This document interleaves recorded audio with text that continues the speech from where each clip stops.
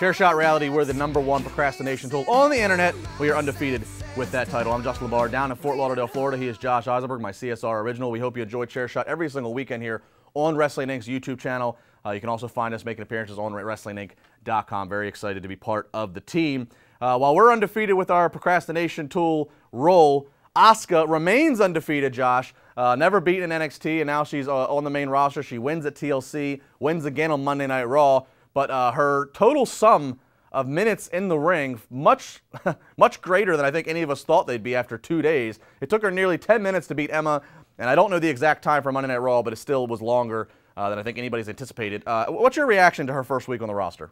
Well, didn't I say that last week to you, Justin, that Asuka's going to have a 7 or 8 minute match, and you thought I was asking for a kidney from you? You're like, oh, hold on. I told you that. You did, and I just dismissed you. So go ahead. Can you just say I'm right once? Just say you're right, Josh. You erred on the side of accuracy. I didn't mind the TLC match. I actually kind of liked it. I thought it was technical.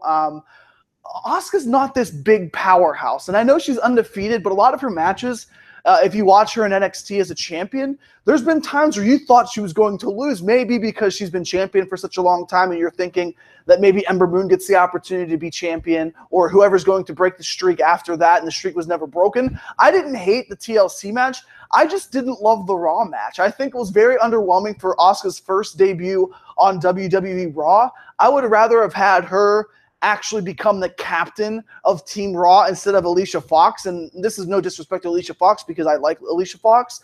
But if you want to make an immediate impact with somebody, yeah, you win the TLC match, you put her in that match later on in the night and let her become the #1 contender. I just didn't really understand the booking 48 or 24 hours from her first match to her second. I don't know what they're trying to accomplish with her right now, especially after all the build and all the hype. Well, I tend to agree to that. To a lot of what you said. I did not like her facing the same opponent 24 hours later on Raw, because to me it's like, again, the lethal, the lethal factor that they're trying to portray with Asuka. I just don't like that she beat somebody and then the next night they're asking for more and coming back. I would have rathered a different opponent for her. And yeah, make an impact. Yeah, have her be the captain.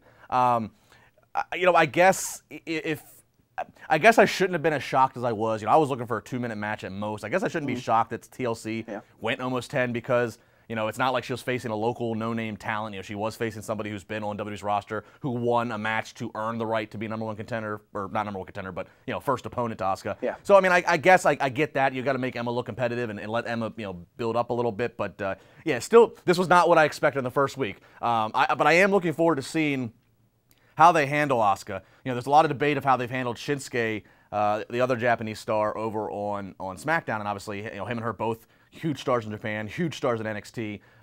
Verdict's still out on Shinsuke, on SmackDown, and obviously it's way too early to tell still for Asuka. So I'll be really interested to see how they let Asuka communicate. She communicates very well with her ring attire, her facial expressions. I'll be curious to see when they start handing her the mic, because Vince McMahon wants them all to be able to talk and sell tickets. I'll be curious to see how that affects her. And I also think whenever you look at Asuka's long-term plan, they really screwed the pooch with Bayley, right? Everybody was wondering why in the world did Bayley not cash in or break Charlotte's undefeated pay-per-view streak at WrestleMania? Will they make that same mistake twice? Will they have Asuka lose before WrestleMania? Will they have Asuka continue to win and maybe win the championship at WrestleMania? There's a lot of really up in the air with the entire women's division, not just Asuka, because you have what you and I both think, Alexa Bliss is obviously the best champion. As much as Natalya's good, Natalya's limited in what she can do, even though she's a good technical wrestler. She's not going to be champion in the next 2 or 3 months. It's going to be Alexa Bliss who's getting the opportunities, and then it's going to be Asuka. But when you look at the Survivor Series pay-per-view, you have Asuka on Team Raw, obviously. She has to be the lone survivor, right? You would think. And, it would be tremendous to see Asuka booked and remain undefeated until a WrestleMania match. The fear I have is the logistics. She was able to do it in NXT because you're talking about, one show a week that's an hour long, so she's not having a match each week. Live events that's easy to disguise. Here you're talking about a 3-hour show every single week, a pay-per-view every 4 weeks. That's going to be a daunting task for them to keep her undefeated and do it with a relevance and entertainment value. And almost as daunting as me having to spend over 380 plus weeks with you. Hey, You signed up for it, my friend. It is what it is. Chair Shot Reality. In blood. We got more to come. We'll wrap up the weekend talking about this invasion angle between Raw and SmackDown. We'd love to hear what you think. Don't miss it.